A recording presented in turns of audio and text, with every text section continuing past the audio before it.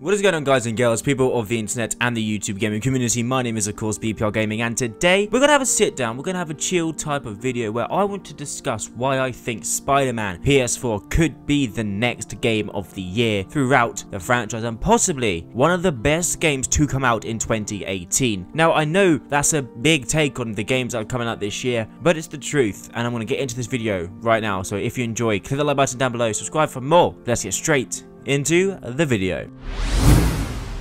So Spider-Man PS4. Fans have been waiting for this game for literally years now. This is a game that has hit headlines. This is a game that has been bursting at the seams to show off new content. This is a game that's been winning awards around game shows for the past 2 years and probably will continue to do so after its release. And the question is why? Why are fans interested in this game? Is it because of the studio that's making it? Is it because of Spider-Man himself? Or is it the fact that this is the proper first open world Spider-Man game, not only to focus just on story, but has the perfect intertwined combination of combat, swinging, story, and actually has a storyline that follows Peter Parker's life? For me, it's the latter. This Spider-Man game has an emphasis and a push on the narrative and storyline that we haven't seen in a couple single-player games, let alone Spider-Man games, in years. The notable takes from this are, of course, the God of War franchises, the exclusive PS4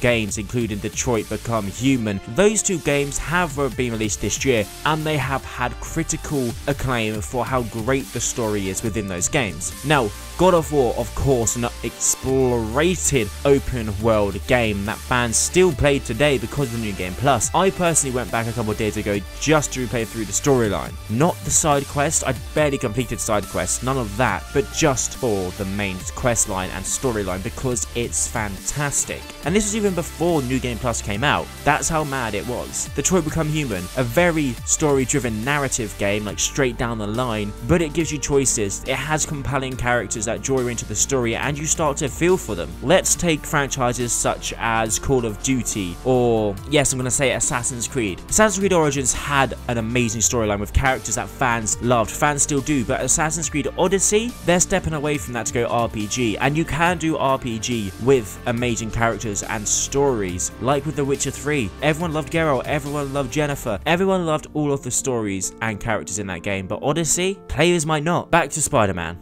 Spider-Man PS4, not only are we getting an open world New York that is full and diverse as New York City is in real life, fans also have something they've wanted for a while, and that is an emphasis on the Peter Parker storyline throughout Spider-Man. Not only is this about Spider-Man's life, I mean Spider-Man is 8 years into being Spider-Man. He is well known, he is developed enough to go off and do his own things, but Peter Parker's life? No one really knows what Peter Parker does after he's finished high school, after he went to college. What does he do now? Of course in the comics he's a scientist and he is in the game, but he just finished college university in the UK. That has major impact on his story. As we know, Mary Jane is playable in this game. Her own story, her own background will play into the game. As we know, they're not together, Peter Parker and Mary Jane, so that will add emphasis on it. And we have the introduction of characters such as Miles Morales, who in the comics is a major player, and of course the emotional attachment to Aunt May. Not only that, in the stories and trailers we've seen Peter actually have an impact, not Spider-Man, Peter Parker have an impact on people's lives when he helps out at the Feast Shelter, of course run by Martin Lee, who is Mr. Negative, so that will obviously impact him as well. For instance, let's say we complete a mission and we have to take down Mr. Negative. The next day we go back and Martin Lee is talking to Aunt May. How will Peter feel about that? That emotional drive leads the characters into new storylines and new ways. Now enough about story. Let's talk about gameplay and overall combat and exploration. This game is going to be filled with side quests, story quests, and of course even the DLC, the City That Never Sleeps DLC, is expansive enough that leads fans more into the game. We have characters in like Wilson Fisk, Black Cat, Silver Sable, sorry, that fans haven't even heard of. Many fans, like I personally didn't know who Silver Sable was, and I consider myself to be a Spider-Man fan. So Spider-Man PS4 is adding new characters in that fans haven't seen before, and that's very interesting to see. They have worked so hard on the combat, designing it way specifically to fit Spider-Man. Yes, people say it's Arkham-esque. That's just with the dodging. Peter Parker Spider-Man has always had his dodging abilities way before Arkham Knight came out, so that's a given to have that in their game. But the swinging, they have worked so hard at it to get the animations right, and people are like, oh, but look at the pendulum, that type of stuff. It doesn't swing properly. It does. They want to make it as fluid as possible, and that will lead fans into having an enormous amount of fun while swinging around New York City.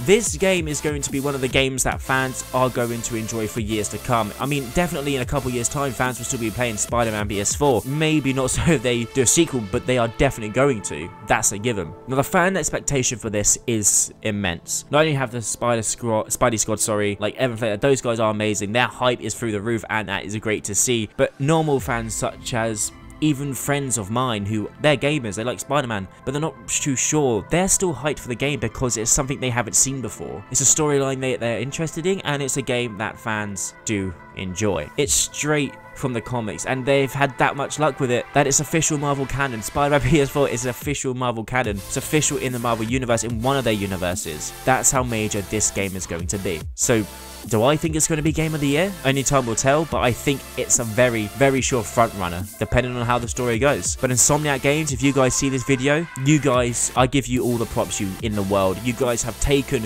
what you know, you guys have taken your gadgets, your exploration, your open world, your storylines, and you've implemented into a franchise that for some while now has been stale, and you've rejuvenated it to fans, and for one, we can say thank you for that. But guys and girls, that's been it for this video. If you have enjoyed it, click the like button down below, and of course remember to subscribe for some more Spider-Man PS4 content. Hope you all enjoyed. Bye for now, and have an amazing day.